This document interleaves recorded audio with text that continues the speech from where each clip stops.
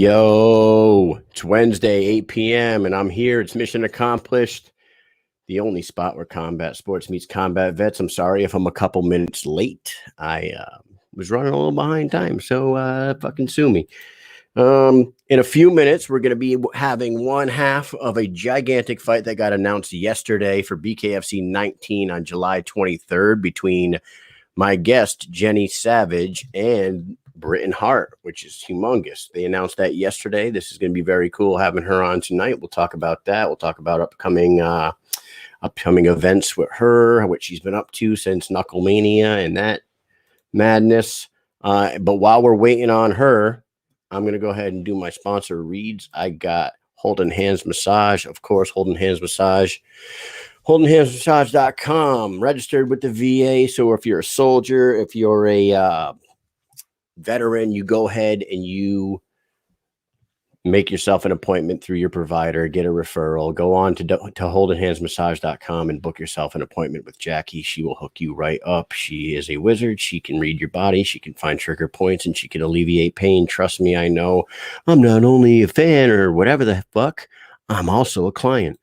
All right, next one we got killfootclothing.com. Killfootclothing.com, veteran-owned, American-made apparel. They make badass shit, including mission accomplished shirts. So go check them out. I am going to message Jenny Savage real quick because we're having some connectivity issues. So stand fast, ladies and gentlemen. Who do I got in the comment section while we're waiting? It's working on my end just fine. What the fuck is going on? She says she's on. She says she's on, but I don't see her. So I'm going to invite her through Facebook. How about that? Jenny. Jenny.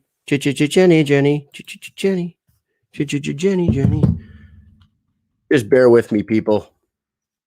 Sent. All right, I'm going to text her back real quick.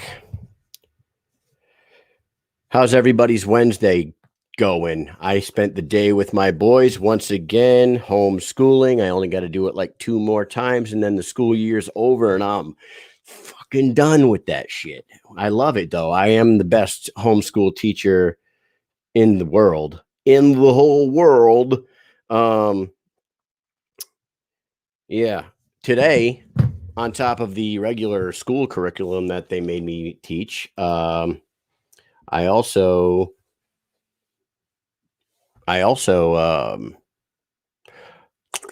oh yeah, fuck, man. Mike just sent me a message and I read it, and that's probably what I did. I also taught him how to tip at a restaurant today. I taught Jackson, my 10-year-old, how to read a bill, figure out what a 20% tip is, what a 25% tip is, what an 18% tip is. And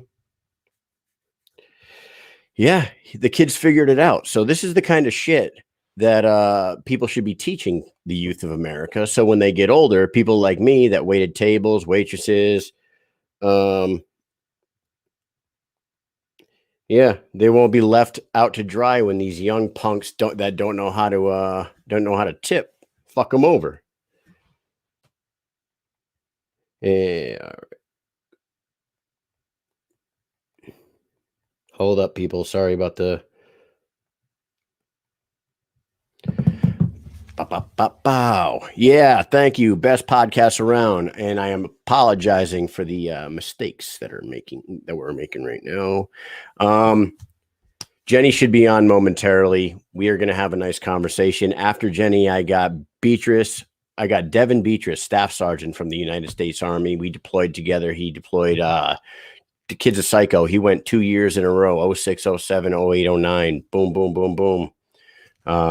Little savage back in the day. Speaking of savages. Okay. Let me see here. I'm going to bring on, hey, Mike, you want to come on? Give me a thumbs up if you want to come on. We'll shoot the shit for a minute. Hey, what's up, big dog? What's up, man? Hey, talk about something real quick. I'm going to get Jenny Savage on here. Well, they announced BKFC 18 this week.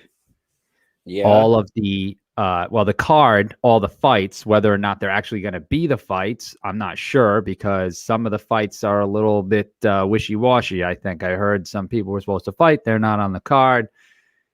And I don't know what's going on, but I know I'm excited. I know we're going to be there. What do you think about the card? So here's the thing. I was expecting to see about 5 or 6 names on that card that are not on there anymore. And I'm a little disappointed in that. I don't know if you know what I'm talking about. Me and Mike have, we have our connections, and we've talked to some people, and we expected to see 4 or 5 other names on there, and they're not on there anymore. No. I'm not being all braggy like a douchebag or anything, but we do talk to people, and we expected to see some fucking names on that list. And we didn't see them. And we didn't see them. So yes, Right. I'm excited, but I'm also curious because Julian Lane posted a thing today. He's on the card fighting Brutal Boswick, and the other thing that was released had Boswick fighting somebody else. So I don't really know what to know. You know what I mean? It's like we thought we were going to see a certain female on that card, but we're going to see her a little later on in the year. And guess what? The Tennessee Gangster is here. I was going to say real quick, just before you pull her up, that post that was brought up with that shows Julian Lane on it. I don't know if that's an official posting or not, because it's not on any of the BKFC websites or social media handles. None of them have that actual picture on there, which has a different main event on it too. So I don't know where that came from. Right. But anyways, I digress. Let me get out of the way for the Tennessee Gangster. All right, man. I'll talk to you later. All right. All right. That was my my partner in crime over there on the Mike and Mish show, Mike Hunold. He will be back on tomorrow night with me when we have Isatula Kakar on there. But it is time for the guest of the evening, the Tennessee Gangster herself, Jenny Savage. Hello. Hey, how are you? I'm good. How are you? I am good. You are a little quiet. I don't know if that's because you're far away from your microphone or something. Yeah, I think so. You're kind of just chilling with your cat. I'm gonna try to get these headphones in. I was trying to work them. Yeah, I'm sorry. I don't know what the heck was going on with the other thing, but yeah, and there's a little bit of an echo. So if you could turn your volume down too. Absolutely.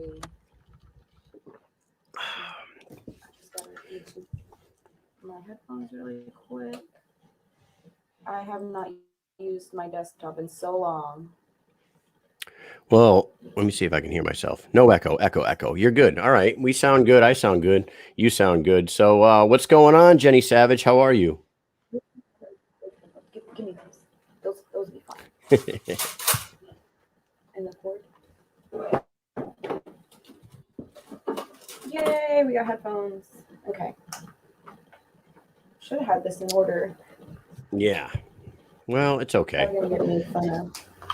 No. Everybody's here to see you, Jenny. Everything's good. As soon as she gets herself situated, we're going to talk about a big fight she has coming up. That started off all right. Can you hear me? Are we on now? Can you hear me?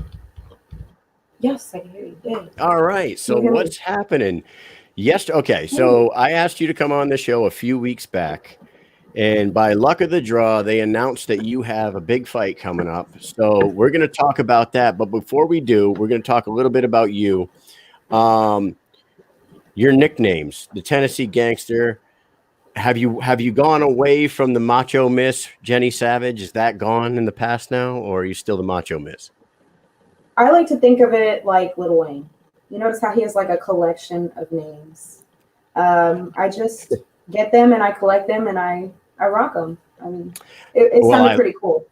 Yeah, I love them both. And I'll be honest, I haven't watched professional wrestling in a long time because it's just something that I got away from. But I grew up as a child of the 80s and the early 90s. I was a humongous Macho Man Randy Savage fan, and I'm a little excited about that name.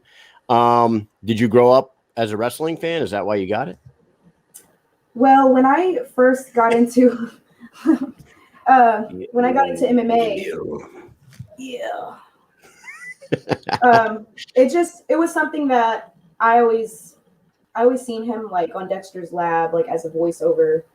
Yeah. Or, he was just something familiar throughout my childhood growing up. And so I guess just to look at all these fighters from a perspective of an MMA fighter, it was a little different. So I kind of adopted that name through my significant other. He gave me that nickname. So, but it was after I admired, like I seen a lot of his matches, and I admired the way that he just behaved. Whether he won or he lost, he always behaved like he won. So, yeah, he was the best. So are you born and raised in Tennessee? Yes, Clarksville, Tennessee.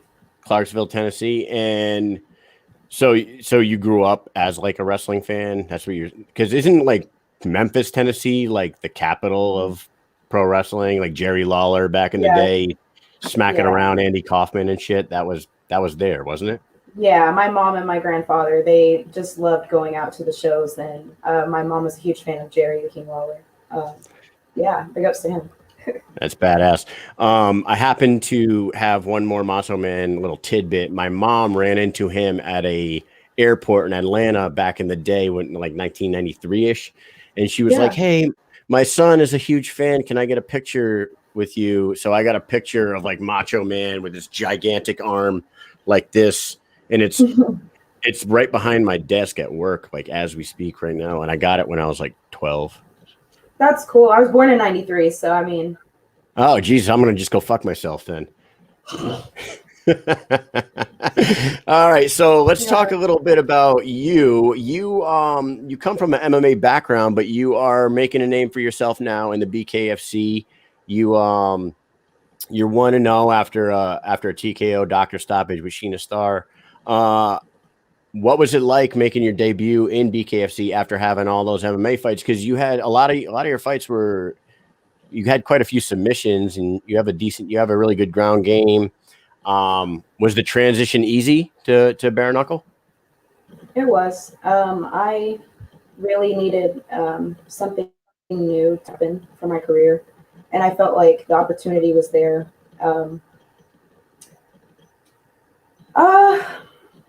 It was really hard fighting my friend. I didn't want to fight her, but no one else would step up, and I wanted to fight Paige Van Zant because I figured it would be a good payday, and I just like the way David Feldman treats his fighters. Yeah. Now I'll tell you right now, watching you were talking about it was hard to fight your friend. For anybody that didn't watch that fight, Sheena and you were like training partners, right? You guys had trained together before? No, we were just supportive of each other. Yeah, mental support. Yeah. Yeah, and you actually wore a pair of her shoes in that fight? Yeah, because I couldn't find any to fit my feet. I still struggle with that. I found some really good shoes by Tidal. They just recently picked me up as a sponsor. Oh, shout out to them. They're so awesome. But it's sort of like I have to gamble with buying kids' shoes because it's like my feet are the size of baby feet, but they're wide like an adult's feet. So I got fat little feet. Really hard to figure out. I got to stuff my shoes. It's wild. Are you trying to say you have hobbit feet? Is that what you got? Yeah, I legit have hobbit feet. Yeah. minus all the hair. Yeah, no hair. Even if I did have hair, it would be waxed, like completely.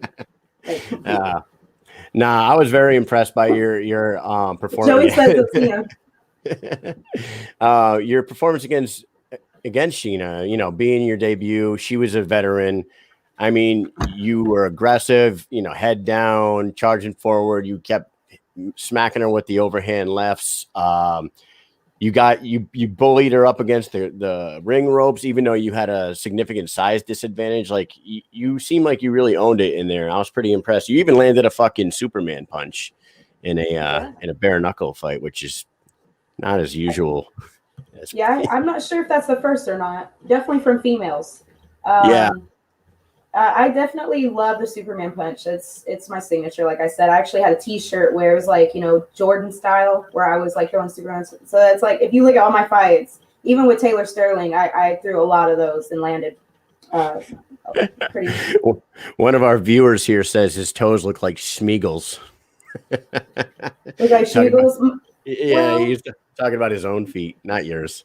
No, there's nothing wrong with feet looking the way they are. You know, if you look like Schmeagol, I'm not shaming. I'm not toe shaming or feet shaming. All right. So yesterday, I go on my social media and I see a post by MMAfighting.com that announces that you have a fight coming up July 23rd, BKFC 19. How long ago was this fight signed? Was it as recent as like yesterday when it was announced, or had you known about? I mean, had you signed the contract a while back? We've been in negotiation. It's all about the craze for bare knuckle. A lot of people are trying to get in, and they got the bare knuckle tryouts. They're so busy and their hands are so full, and it's really impressive the way that they can just juggle it all. But just this fight, I guess, needed to be pushed on another card. We're still trying to figure this out. But yeah, I mean, it's going to happen July 23rd. So. Were you guys thinking that you were going to make it onto the June 26th card? Because that's what I thought I thought we would see you guys that day. Yeah, we weren't sure exactly when. All I know is I was just ready for whenever. I noticed that Britain was all, she needs to sign the contract. She needs to sign the contract. She needs to sign the contract. But I did. So okay, you know, you gotta get it. You know, you gotta receive it first before you can sign it. So. Right. All right, so let me ask you about you and Britain Hart. Was there ever any animosity until the incident in the ring at Knucklemania, or is there even animosity between the two of you guys? Because it seems like you guys fucking hated each other that night. But I'll tell you right now that I was standing right behind you. You don't know this because you don't know me, but where you were sitting, you are. I am? No, you are a little. Now you're good. You're clear now. Oh, where you were sitting right before you went up into the ring, I was standing right behind you, like literally right behind you. Yeah, because the security rail was right here, and you were in the two seats right here with your guy, and like me and my boy Mike were like standing right there, and we had our cameras out, but we couldn't take any pictures because so many people standing in the way. So I didn't film any of it or anything like that, but I watched you like go right up in the ring right in front of us. I was like, oh shit, what's going on here? Well, I had my debut and I have been respectful, really quiet, because I try to, you know, read the room. I try to just, you know, just see what's going on. I don't want to, I don't know. I'm pretty to myself and to the side. A lot of people don't expect that when they first see me. When I walked out to my fight, this girl, I guess she was drunk or something. A lot of people were saying she was drunk commentating my fight. And it was taking forever for me to walk out. I've never said this. I've never said this on a podcast before. So this is an exclusive, okay? But because everybody hates me for no reason. She's bullying me, you know. She keeps saying that I bullied her and I'm wrong, okay? Before, actually, you know what? It even started sooner than that. Paul Tyler hit me up and was like, "Do you want to fight Payne?" Now I'm coming from a really hard, like it's the pandemic really hurt me, like really bad. My son's in homeschool. I don't trust him going to school. I'm on a fixed income. That's my choice, by the way. And I lost my son's father during the pandemic to suicide. Wow. There's been a lot of things that has pushed me to BKFC. If you can't tell, I'm not that pretty girl no more. I don't care about looking cute. I care about coming to fight. And I was even willing to fight my friend just to fight Paige Van Zandt, who is running for me as well, by the way.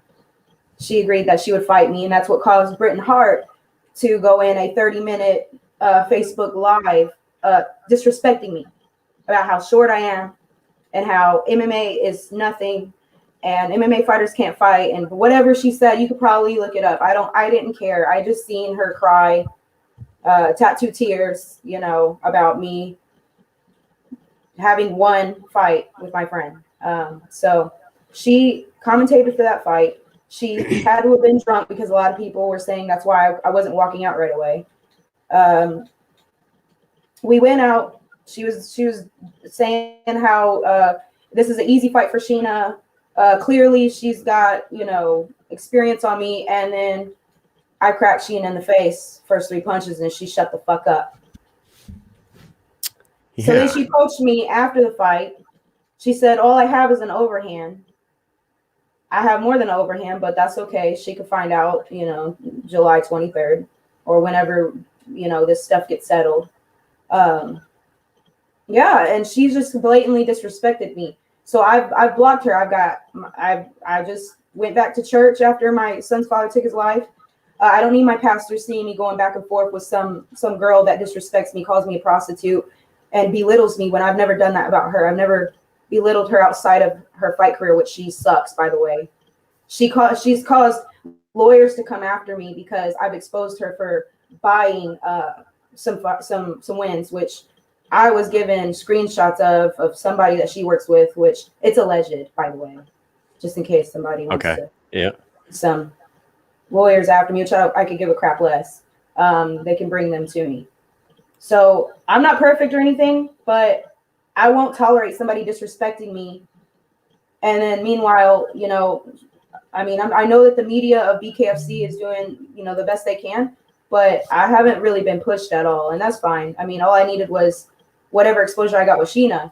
But everybody's over here thinking that I'm the bad guy, that I'm the bully. So I was asked by Paul Tyler while I was in the middle of my finals for college. My son is in the middle of his schoolwork. I could barely afford that. I use, you know, my son's survivor's checks by his dad to pay for his homeschool. I don't have very much. And that's, like I said, by choice, because I choose to train. I'm done with this cute girl persona. I'm done with this, whatever this crap is. I got a man. I'm pleased. Okay. I'm not looking for nothing extra. There's no fantasy with me. I just want to fight. And I really want to take my aggression and my pain out on all these girls who think that I'm sweet. They're out of pocket for the way they treat me, and they're going to find out. They're going to find out. That's why none of them like me. They all come for me. They don't come for each other. Why? Why don't they come for each other? Yeah, because they know I'm a threat. That's why. Wow. Well, I'm sorry to hear about your ex committing suicide. That's too bad. And it sounds like you went through a lot, and I don't know. It seems like I think I've watched I've watched all your fights. I do that before I interview any fighter, and I've actually watched multiple of your fights multiple times leading up to this, and I could see where they could see a threat, especially after what you did to Sheena. Like, a lot of people would look at you and think that you're small, right? You're little, so you're easy. But if they I always think that, but that Mike Tyson was small, you know? Right. I mean, so the damage he inflicted. Right. And take a look at like Taylor Starling. Like, you had a war with her and you stopped her on her feet. She turned her back. And I'm a big fan of Taylor too. You guys went to war with each other. She's the only one that said my name. She's the only one that said, I hate Jenny Savage, like verbatim.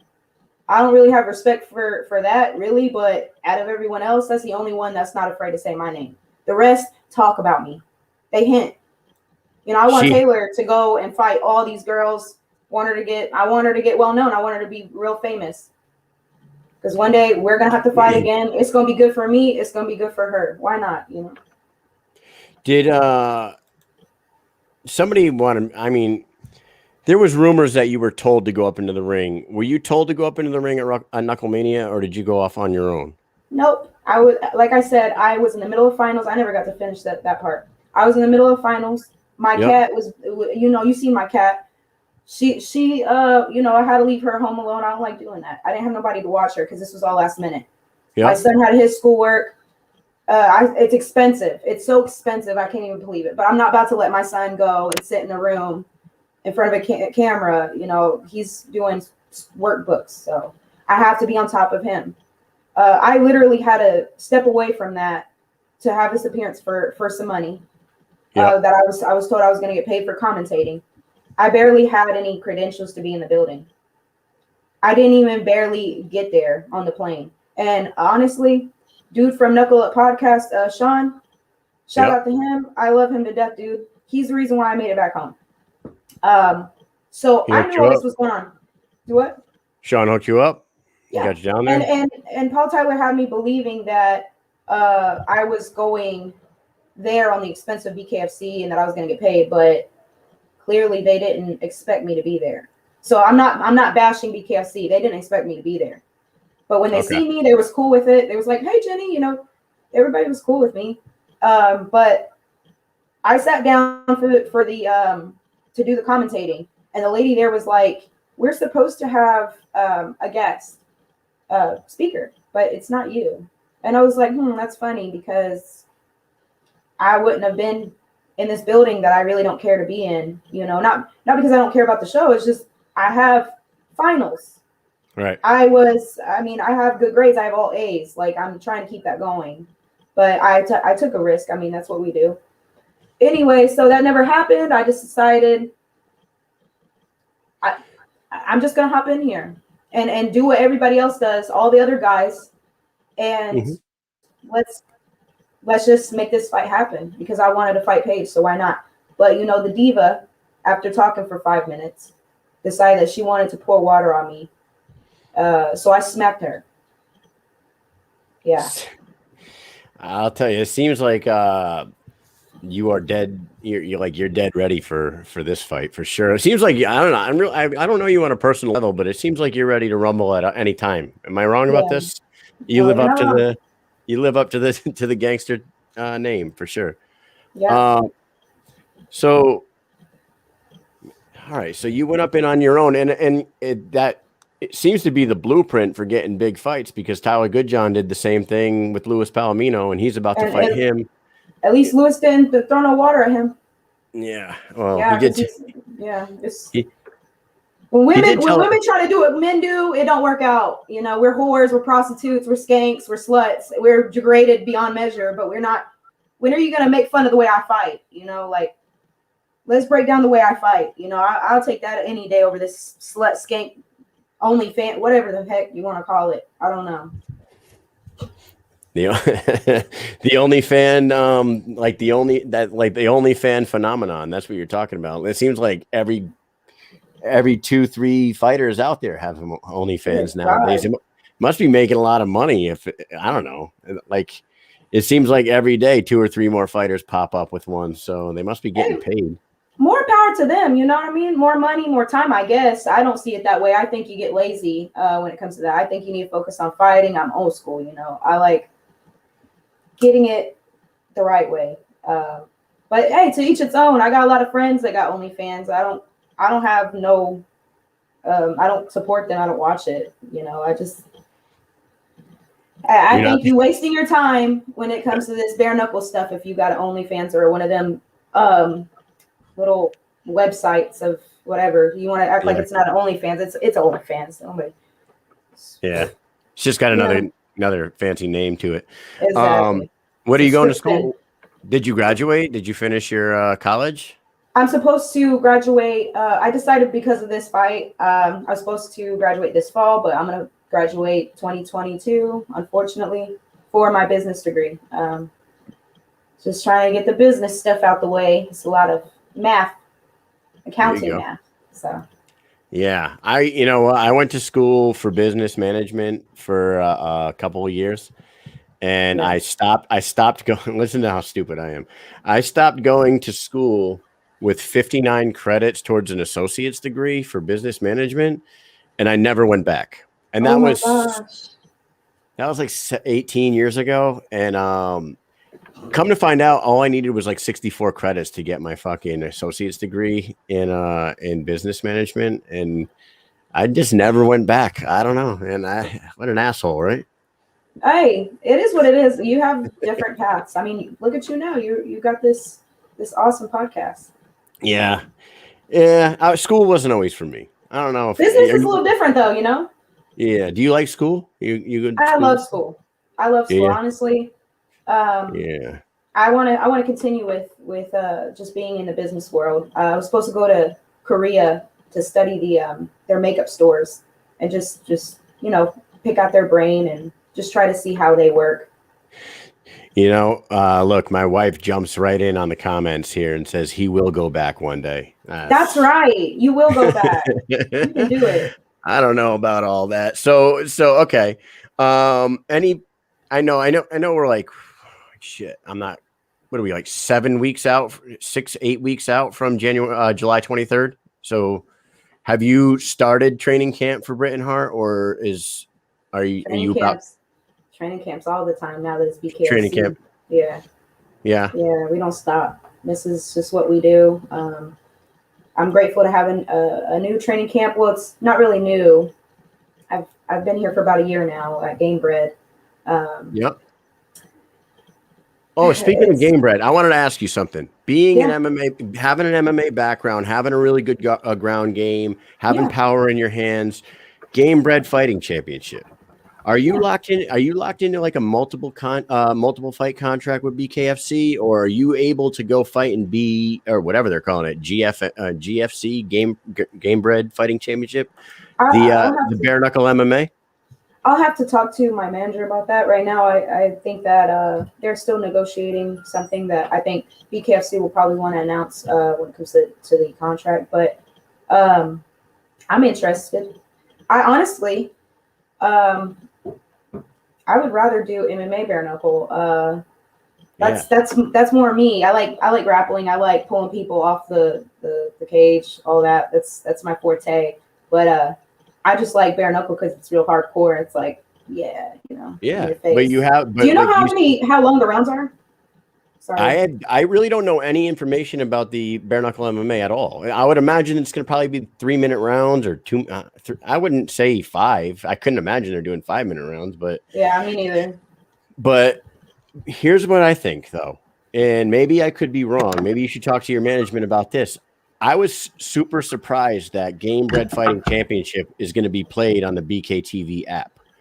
What that makes me think is they might have some sort of like type deal to where like if BKFC fighters want to go do a fight over there and vice versa, you know what I mean? Like why else? I mean, I was just surprised that it's going to be on the BKTV app, and I was just like, oh, that could open a door for a lot of bare knuckle fighters that have a background to go over there and get a fight. You know what I mean?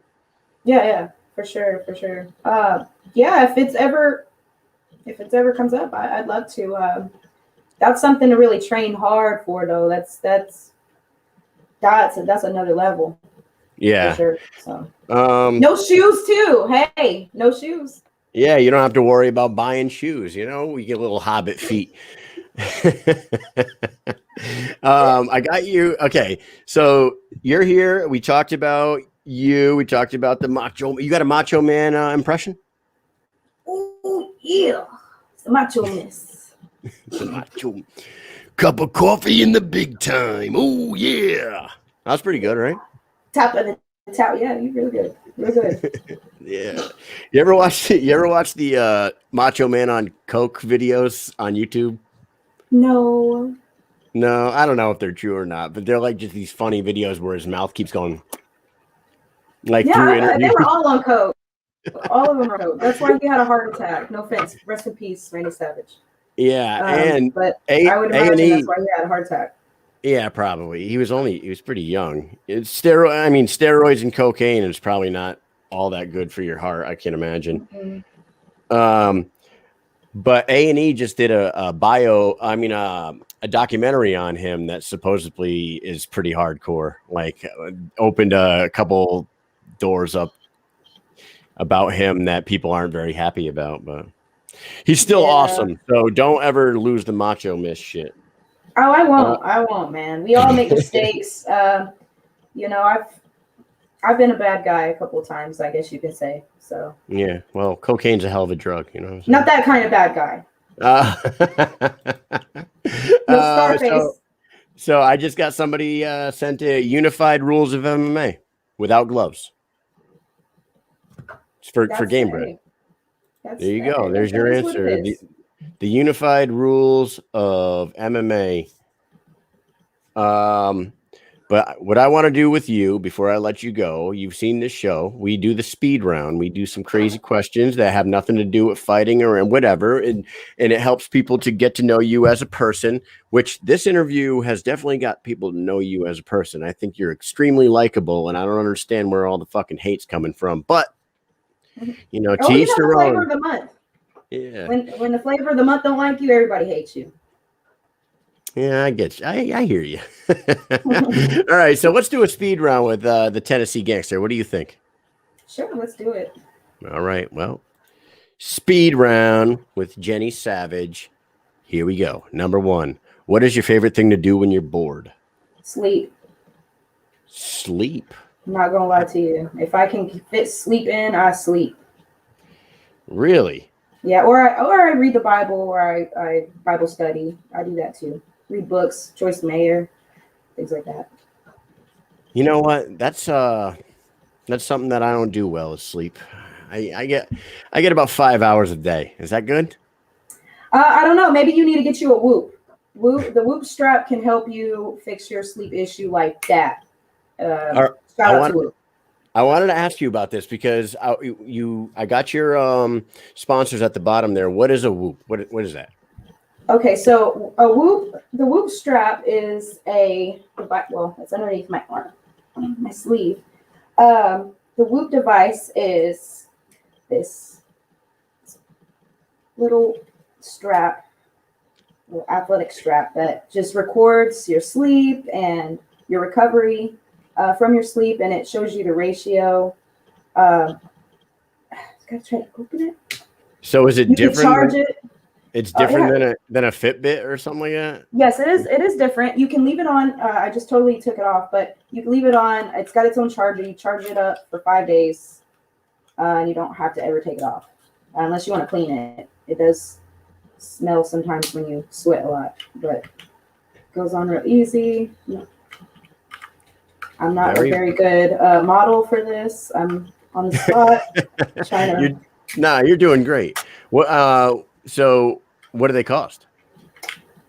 I think it's $30 a month for the service, and yeah, you just charge it, and you can just leave it on there for like a good 10 minutes or 20 minutes. I'm not sure. It doesn't take very long for it to charge, and then you put it back on the charger, charge that thing up, leave it on, and it just records your heart. You can go live. That means that you could record yourself, and it'll have your vitals on the video. It's just a game changer. Do you have a Jenny Savage promo code? I need to get one. Honestly, I've been training my butt off that I haven't been able to sit down and do more stuff with all of my sponsors, which I should be doing. All right. Well, we'll get one of them. When you get one, let me know and I'll post it on I the page. will. All right. Number 2, describe yourself in 3 words. The daughter of the king. No, that's 4 words. That's 4 words. I'm tired. I've been told. All right. I'm tired. We'll just take the out. Super freaking savage. There you go. Good. All right. If you had access to a time machine, where and when would you go, and what would you do when you got there? I would go. I don't know, man. This is a tough question. I would go back to when I first started training and tell myself, forget the haters. Why? You used to get like wrapped up in all the bullshit earlier in your career? Is that why? Yeah, man. Everybody, dude, this is not new to me. People hate me because they hear the word savage and I don't know, that triggers them or something. I don't know. They think I'm an asshole. I don't know. So a lot of people want to fight me. They talk crap. Just like that girl from Serbia. I don't even know how to pronounce her dang name. She's coming at my neck crazy, disrespectful. She needs to worry about her weight class. Isn't she 135 or something like that? She is 135. I think it's Miljančević. Nadia Miljančević. Yeah. That's pretty good, right? See how I did that? You did good. That's good. I couldn't do that. So you're better than me. Yeah. So I wanted to ask you earlier in your career, you had did you have problems with anxiety and nerves? Like you got this, I don't know if people know this about you. You got sick. You used to get sick in between rounds and like throw up in a bucket and then go back out there and fight, right? You still do that? No, I don't really have that issue now. I had surgery. Of course, we all throw up if we push ourselves too hard, but I don't have that no more. You didn't go to like a sports psychologist or something like that? And no, I had surgery. I had some issues, and I had to have some stuff removed. And I don't really have, So it sort of felt like, when snakes regurgitate their food, I guess whenever they're being kind of like attacked or something like that, they're trying to get away. That's how I felt, I guess. You're fighting. It's not like I was tired. It was, which a lot of people thought it was. They're like, damn, she has no cardio. I'm like, you only know. Wow, that's crazy. Well, I'm glad you're better. And thank you. We're past that. There we go. How about now? What is your favorite movie of all time? Oh, man, these questions, they're really good.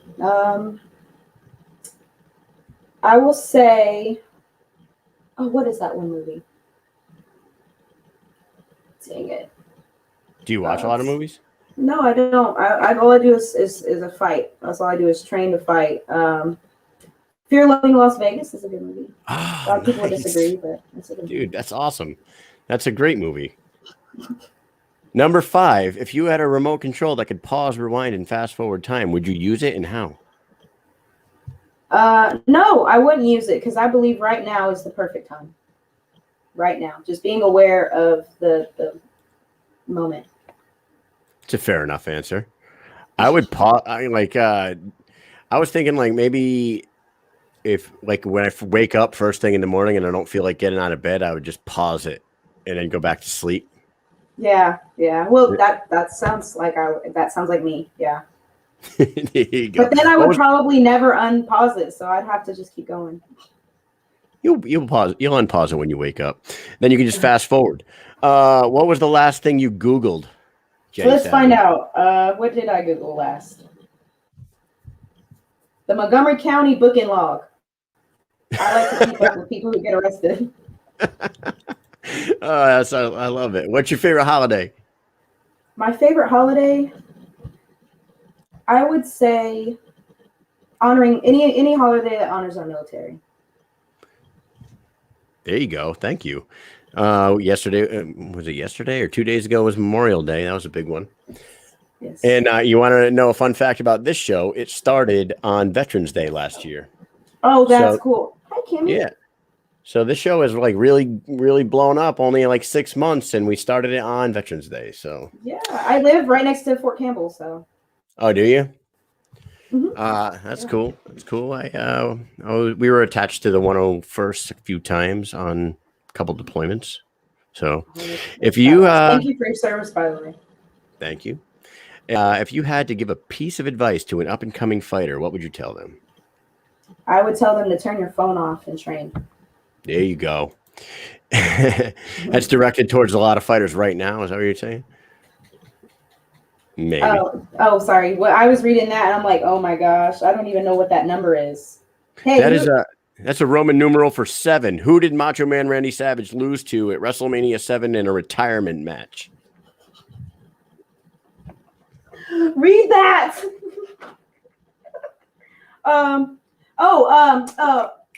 Fucking Ultimate Warrior. There you go. Okay. I was giving you the hint. Yeah, but like the Roman numerals. See, I'm not that smart. I need to go back to school. I've been out of school for too long. I need to. Did you actually know that, or did my? Well, when you went like this, and I remembered like because there's the Macho Man versus Dude, and Elizabeth went back with him. And it was like it was the match made in heaven. Jeez, how can you forget? I was about to pull Adrian over here. Hey, say hi. Say hi. Say hi. What's going on, guys? What's going on? Did you just give her the answer? No, he was like, what are you talking about? I was like, and then I seen you do that. I was like, oh yeah, duh, I should have more confidence in myself. All right, last question. Yeah. We'll ask you one more question and we'll let you go for the evening. If you could change one thing about yourself, what would you change? My reactions. I shouldn't react sometimes. My reactions to things sometimes.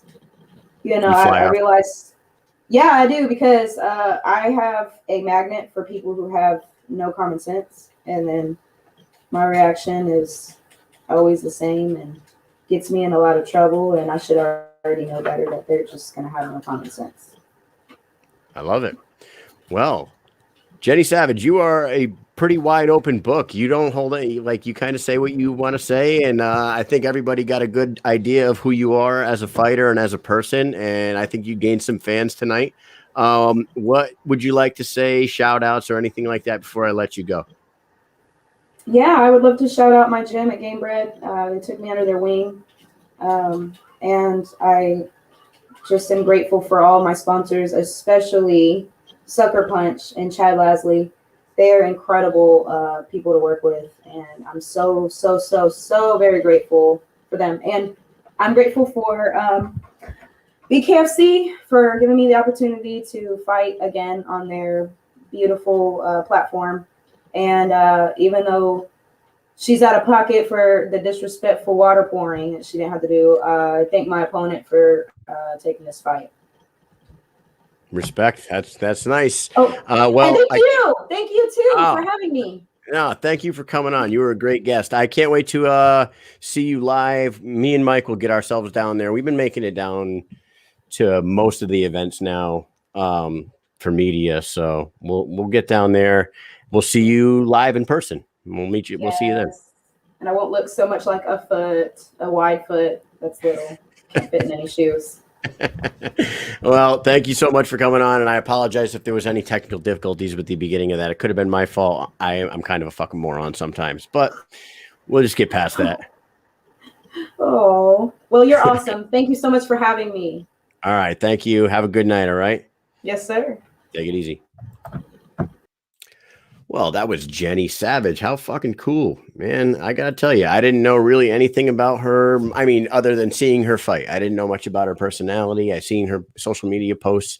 I've seen all her fights, but that was the first real conversation I've had with her. And she seems like a pretty fucking cool person, pretty down to earth, pretty honest about everything. So with that said, let's bring on a complete psychopath. An old friend of mine, old Army buddy, and he's gonna probably share a few fun stories. He is Devin Beatrice of the United States Army. What's going on, my friend? What's up, brother? Can you hear me good? Oh, you sound great. What's up, man? How you been? Do you like my ghetto green screen I got going on back here? Oh, is that where you film your OnlyFans? It is, actually. I want to get extra fancy for you. You know, figured while we're on here, I can shout out, maybe get a few new subscribers. There you go. What is it like? I hear all the fighters are doing it, so why not? That is the truth. And what does your OnlyFans go for? About $1.99 a month? No, the lowest that they would let me go is 99 cents. So, but they got this cool thing. I guess I refer to friends. I get like this free link thing. I don't know how it works, but most people just come on and pay me not to do it anymore. So it's profitable. Oh, man, what is going on, Devin? I haven't seen you in a long time. This is United States Army veteran Devin Beatrice, former staff sergeant in the U.S. Army. Let's just go through your accolades real quick. 2 deployments, 06, 07, 08, 09, Afghanistan, and the infamous Arif John Kuwait. 12 years of service, and you made it to amazingly, you made it to the rank of staff sergeant before you got out of there. Listen, right place, right time. I don't know how it happened, but I just figured it was a mistake that they never caught on to. So I just rolled with it. You know what, dude? You know what you were, though? You were a get shit done guy. You know what I mean? You might have been a bullshitter at times, and you might have had a fucking mouth on you, and you may have disrespected some senior leadership at some points in your career. But what that led to was a guy that was relied upon to get shit done when it needed to get done. That's how I think about you when we were in the military together. You know what I mean? Well, I appreciate those kind accolades, and that's kind of how I was, though. I mean, I was brought up with the mentality, I don't care how it gets done as long as it gets done. Obviously, right. You know, there's restrictions to that. It's not like I was doing anything illegal to get shit done, but you just did what you gotta do. I mean, at the end of the day, that's what the military teaches you. You got a mission, you get fucking done. I like to get shit done. We got some of your old friends in the chat room here watching. Larry Davis says bullshitter at times, all the time. Hey, but listen, you believe me 90% of it, Larry. Yeah. So I was good at what I did. Yep. So, okay. Talk about your first deployment, Afghanistan 06, 07. What was that one like? Because I know what the other one was like. The other one was a breeze for you, and it was and it was good times. You know what I mean? Joe Ivy wants to know where you're from. Oh, I'm from Connecticut. Connecticut, born and raised. You know how southeastern Connecticut is. We got weird accents. We pick up Long Island, Rhode Island, Boston, New York. Just all of a sudden, this big blend that comes out. You're a cornucopia of fucked up New England accents, is what you are in the southeastern part of Connecticut. They should make a fucking character about Man Family Guy. Anyway, so yeah, back to the topic at hand. First deployment compared to the second, 100% right. It was like, I think to equate it to the people listening, it'd be like staying at the sleaziest motel you can possibly think of versus staying at the Taj Mahal.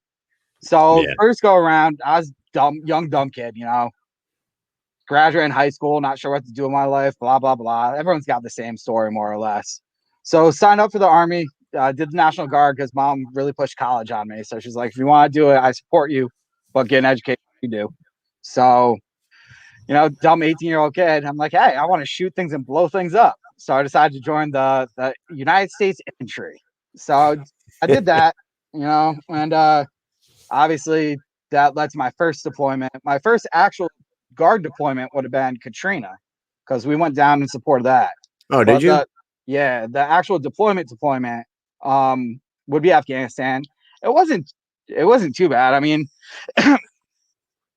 take the Hollywood out of the movies, and that's what it is. It's a bunch of guys sitting around bored, waiting for something to happen, shooing the shit, trying to pass time. Same shit we did over in Kuwait, just a little bit more stress, and every once in a while you'd have to put your stuff on and go hide in a concrete bunker. But right. I mean, I think we had to do that in Kuwait every once in a while too. So yeah, I mean, it was definitely interesting, and got to see a lot of stuff. Took a couple helicopter rides across the country. We were down in southeastern Afghanistan. Ironically enough, sports podcast, sports guy, Pat Tillman. Mm-hmm. So we're in the same area that he was when he was killed. We actually at I think it was Fob Tillman at the point. They over the course of the wars, they changed the name so many times of the bases. It's hard to keep up. So yeah, that was first deployment. And then the second one was just fun and games and fucking craziness. The second one should be some sort of like veteran-driven, directed comedy / drama / fucking horror movie. It was great. I gotta tell you, that was the best deployment I ever been on, and it was just like the group that we had, dude. Our gym crew. Let me tell everybody here that when Devin first got on, when I first met him, we met during Primo. Then we went overseas. He was like 140 pounds, soaking wet. Right? Were you about 140, 145 on like a good day if I had shit in my pockets? So yeah. So then he starts hanging around with like myself and Joel Dillis, God rest his soul. You know about Dillis, right? Passed away. Yeah. Dillis passed away last October, I think. Great dude. Me, Dillis, Zalewski, we're all 200 plus pounders. And this little guy starts coming to the gym with us every day. And I'm like, all right, Devin, so here's what we got to do. We got to eat a bunch of fucking chicken and eggs. We need cheeseburgers at 9 a.m. every morning. We need protein shakes at 11 and 2. So I'm like, if you want to put muscle on, take your weight, triple it, and just take that much protein in. And then take as much supplements as you possibly can fucking get in your system. This little guy was not so little anymore. What'd you get up to? You probably put 30 pounds on during that deployment. Yeah. So obviously I put 30 more pounds on since that deployment. No, I think I peaked at 175 and I plateaued and I couldn't gain any more weight. And that was right towards the end of deployment. And then, you know, fucking got home and we don't have the luxury of the 2-a-days and The chow Yeah. hall where we can get a freaking bowl full of olives that I can sit there and eat while I try and bulk up. Nah, man. No, you showed a lot of fucking heart in that gym because like we'd be warming up with like, you know, we'd warm up with 225 and then go right to 275 and then go up to like 315 and your dumbass would be like, let me fucking try it. I'd be like, Devin, you can't bench 315 pounds. I don't give a fuck what your brain is telling you right now. Your body's not going to let you. He'd get on and he'd try. I mean, he'd fucking try. I got there too. It took a while. Took a long time, and your deadlift got way up too. So yeah, I don't know. He's just a ballsy ass kid, and yeah, man. All respect to you. We had great times. Then we came home and had the best like Boston Red Sox game experience ever. Do you that's know? the one I got pulled over, right? Did you know that was the one? It was like me and Amy, Joe Rowe and his girl, Tito and his girl. Yep. And we stayed at the Howard Johnson right across the street from Fenway Park. And the room that we were in was in the movie The Town. Did you know that? Yeah, Joe Rowe told us that. Like, I think one of the Facebook pictures or whatever we have of that game. I think Joe Rowe later on that like connected the dots, and it's pretty fucking cool. Yeah, it was pretty fucking cool. Or you did, someone did. I just know the dots were connected, and Facebook told me. It was me because I'm like an idiot savant with that kind of shit. Dude, you are. Yeah. I still quote movies that you used to quote to this day. Like, I'll be in the middle of freaking meeting at work and just some stupid bullshit, not bullshit, but some movie quote or something will come out. I don't like therapy. I used to say that one all the time from forgetting Sarah Marshall. I don't like therapy. That therapy. That is actually printed out on my desk in a frame. I don't like therapy. That meme. Yep. That's fucking awesome. Now, what do you contribute to you are pretty successful now, right? You had a rough patch getting out of the military. A lot of military veterans do. The transition from military to civilian world, was that a smooth transition for you? And I wanted to ask you, what about your military career has translated over into your civilian career now that's making you successful? All right. So 2-part question. First part, you're 100% right. Getting out of the military was rough for me. I think my experience is a little bit different because I had some other shit going on.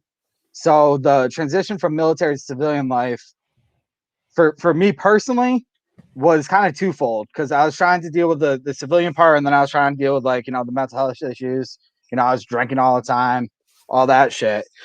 So if we're specifically focusing on finding employment and like reacclimating back into civilian life from getting out of the Guard, it wasn't bad, but I mean, I was full-time National Guard too. So it's not, we were in that military mindset, but it's a little bit different from like, someone coming out of active duty. Right. So I will say that caveat. And now as for what I did in the military and what I do now and how that coincides, again, I'm kind of I work for a defense contractor now. So it's the same mentality, same kind of structure and everything. Obviously my skills from the military, those 8 years I was with you, working supply and logistics, that looks great. And that helped me out, a lot. Just getting my foot in the door. Yeah. But once my foot was in the door, I took all those lessons I learned from the military and applied them to my day-to-day life. And I think that's one of the reasons why I am where I am today, is because I still try and apply those principles, the warrior ethos and the Army values. That it's throughout, the Army, but it's also throughout life. It's embedded into your genes at that point, man. Like, I don't know. It's like there's a level of structure that a lot of people, I'm not shitting on people that never served in the military, but you do learn a level of self-discipline and like, having your ducks in a row. Oh, that, 100%. That a lot of people don't understand. You know what I mean? It's like, I don't know. And we are also excellent at like shooting from the hip and like having a contingency plan. Adjusting fire. And if something's not going right, we always have this plan over here and we can adjust fire and we'll fucking get the job done. And that's like you, myself, Larry, we're always like guys that were like leaned on for everything because I feel like that's one of my best attributes. And I feel like I got that one from my upbringing, but also my time in the military. And by the way, Devin, I don't know if you heard, but I'm about to be the first sergeant of Alpha Company starting June 10th. Dude, that's awesome. Well earned. Congratulations. Yeah, I can't. Can you believe that shit, dude? Like, no, I can't. 13 years ago, I was at E6 getting ready to deploy with your ass, and like we worked hard, but we played hard. You know what I'm saying? We definitely did. And now, like I just stay at it, man. I have never changed. I could tell you that much. I don't fuck around as much as possible, as much as I used to, because I have kids and a house and and like a career now. You know what I mean? But you still have your fuck around parts. I mean, I'm the same way. It's a maturity thing. It's as life progresses, we progress. Look at Hunnell. Not my fucking Hunnell. Dude, I also am glad that you told me that, because for whatever time we're talking, I'll make sure to censor my stories in case any come up. Yeah. Wait till I retire, and then we'll tell. Oh, definitely. Then we're gonna need like a 3-day session. Yeah, we'll write. And during that session, we should bring back the Nights of Mayhem. Oh, dude, I forgot about that. And you know what? I know. Nights of Mayhem? Oh, trust me, I haven't forgotten. I just it wasn't right here. So when me and him were deployed in 2008-9, where we were, people used to like throw TVs and microwaves out. Like they would just put it out free to take. And me and his ass would go around and collect shit throughout the week.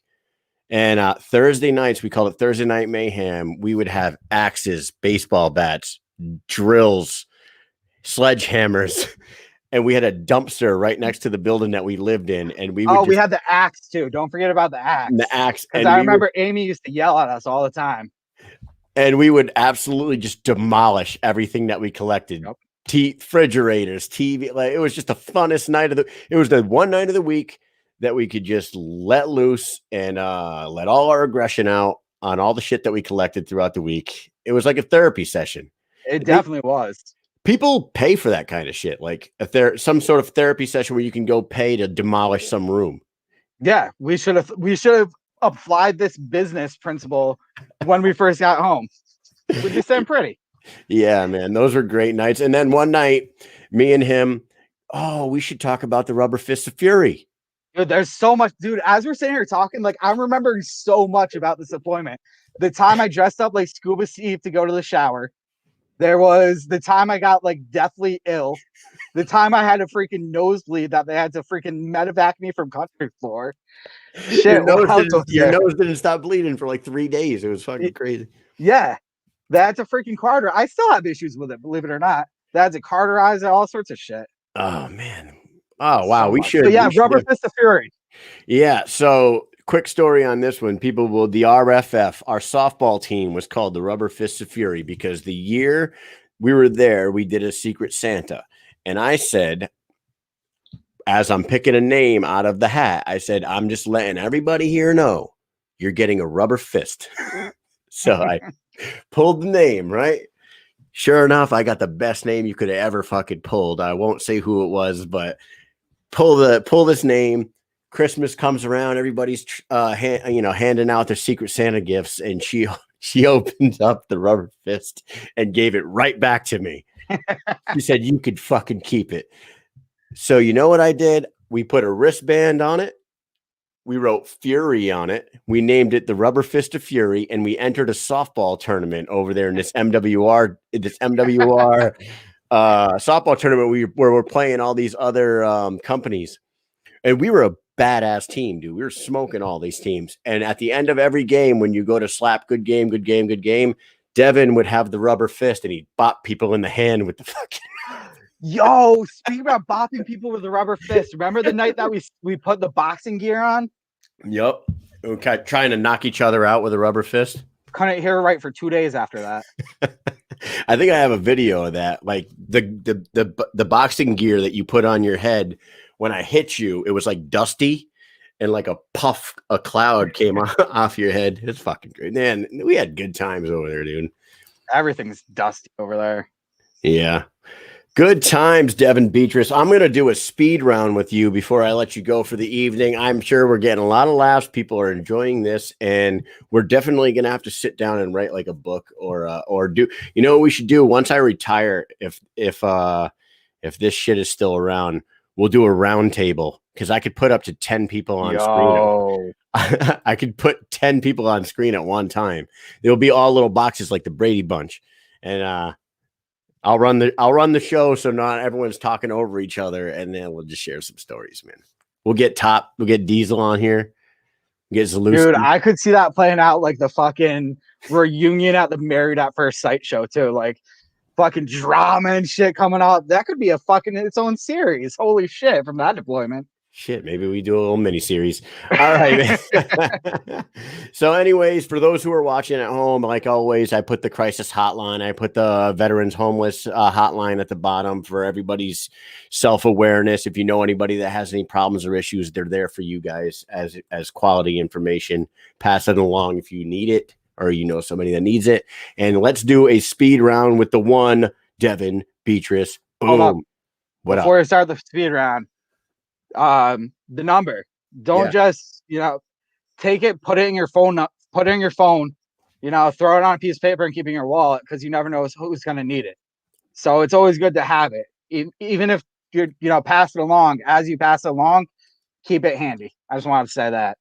That's what I'm saying. Oh, yeah. And trust me, you go through as a soldier, you go through all these trainings, these suicide awareness trainings, all this stuff. And as you're sitting in the class, you're a fucking asshole and you're thinking like this shit is stupid and blah, blah, blah, blah, blah, until it fucking hits home, until you have somebody that needs that help. And we've dealt with it many times. In my 20 years, at least a dozen times I've had to fucking, help somebody out, counsel them, get them the help that they need. And, help's available. So exactly. Don't be afraid to use it. Right. All right, let's get this going. All right, brother. Speed round with Devin Beatrice. Here we go. Number one. What website have you visited more times than any other website in your life? Obviously, Google. Oh, okay. See, I knew I didn't take the bait. You're like, easy, the hub, dude. Come on. Well, I mean, that's the underlying truth, but I'm a business professional now. This shit's gonna be on the interwebs. I gotta be kind of PC. Number two, when you poop at home, do you just drop your pants to your ankles or you take them all the way off? Situational. If it's a normal poop, you just drop trow. If you're gonna be getting in the shower or if you just got out of the shower, obviously you're just gonna sit down. Yeah. You know what? My cousin's a year older than me, so he's like 40, maybe 41 right now. He's always been one guy that if he's home and he poops, he gets completely naked. Like all the way up until like his mid 30s. I don't know if he's still doing that now, but he's got kids. Right. He's got kids in defense of everyone that knows you, myself included, some weird people. I mean, I remember you telling me a story about one of your friends that takes part in extracurricular activities while driving or stuck in traffic. So we're not going to say his name. No. Yeah, because all right, the audience. Never mind. All right, number three. How many second graders do you think that you could fight before they take you out? See, another situational question here. So, is it one after another? Like, do I have to fight them consecutively, or is it like a massive second graders coming in on me, swarming with like little baby plastic knives? I'm saying a wave, like you are Jon Snow. And the White Walkers are coming at you. Do I have a sword? Let's give you an aluminum. let's give you a T-ball aluminum baseball bat. Oof. All right. I think it's safe to say between 12 and 15. Because I feel like they get to the point where, since it's an infinite amount of kids surrounding me, it would get to a point where I wouldn't be able to swing the bat anymore, and they just fucking like pig pile type thing. Dude, well, I can tell you if they're anything like my youngest, Nolan is a kindergartner right now, and he's a Dude, where does time go? Dude, he's a savage. So by the time he is a second grader, watch out. I mean, if you get 6 Nolans coming at you, that bat's not going to be enough. Just saying. Oh, no, of course not. Number 4, what is something that you believe in that most people don't? Myself. Oh, excellent answer. Fucking Jesus Christ. All right. What song do you want to be played at your funeral, Devin? Oh, obviously Dust in the Wind from Old School. Outstanding. You're my boy, bro. I was wondering what you were going to say because I was thinking like maybe he's going to come out with Make Him Say, remember that was like one of the songs that I would play like an asshole at the airfield during that deployment. Wonderwall. I would sing that on the way to the chow hall at least twice a week. Did the windows down, full blast in the truck, driving around at our designated 5 miles an hour around Camp Airtown. That song blasting. You gotta be the one that saves me. Ah, dude, fucking classic. Classic. That'll always be that deployment song. All right, if there were no consequences for a day, Devin, what would you do? The consequences. Do they follow me after the fact? Like if I steal a shitload of money, do I get to keep the money? No taxes, no hold bars, no nothing. If it happens during that 24 hours of no consequences, you cannot be charged.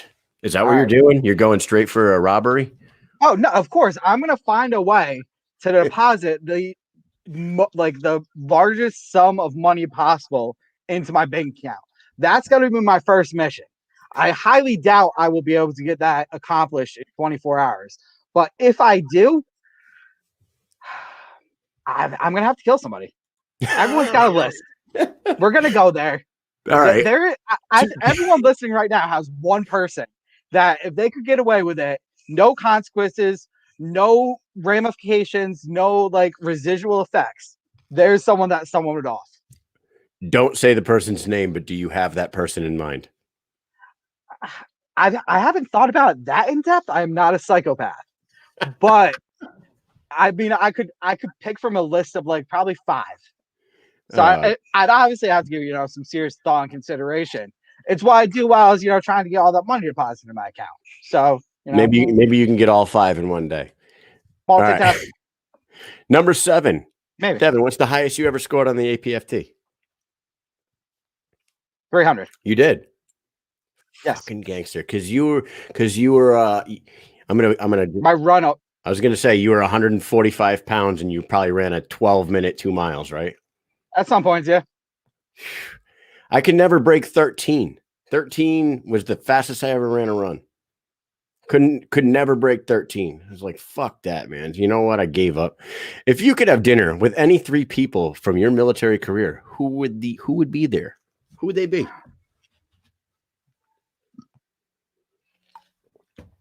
Do you and your wife count as 1 or 2? If you're bringing Amy, I'm not going. Oh no. I have dinner with her every day. See, that's a hard one. I'm not sure I could think about it. Like that's a pretty serious question. And It's hard to do that in a speed round because the answer is meaningful. Right. You know what I mean? Yep. I mean, a lot of the I still talk to K-Mac. Mm-hmm. Oh, so okay. Yeah. I'll get Amy. Amy's pissed. So obviously, I haven't seen you guys in forever. I haven't seen Larry in forever. Pretty much the whole crew that would be at that round table, I'd want to have dinner with. Yeah.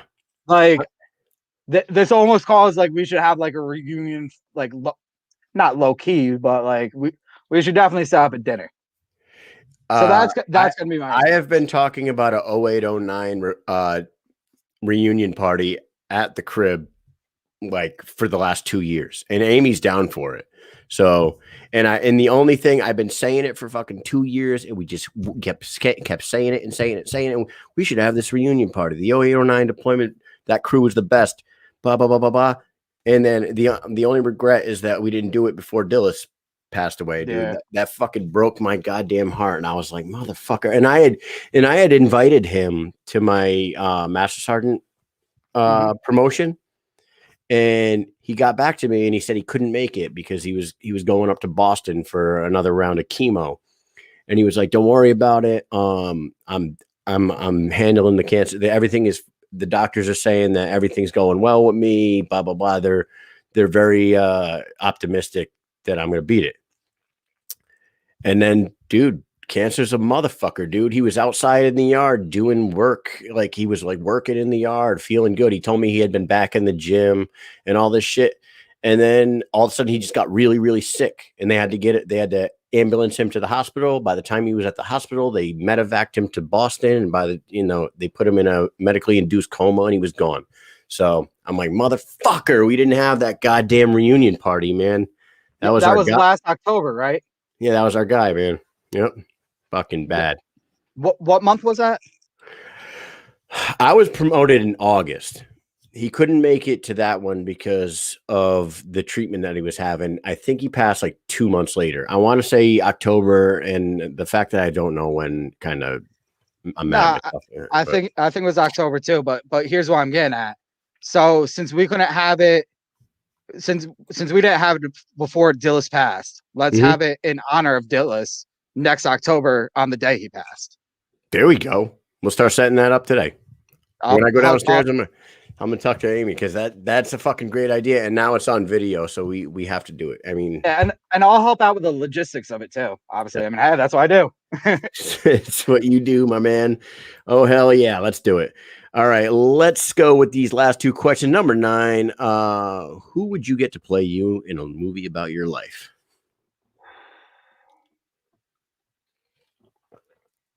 I don't know. See, like I want to say someone like extremely good looking, but that's obviously just unrealistic.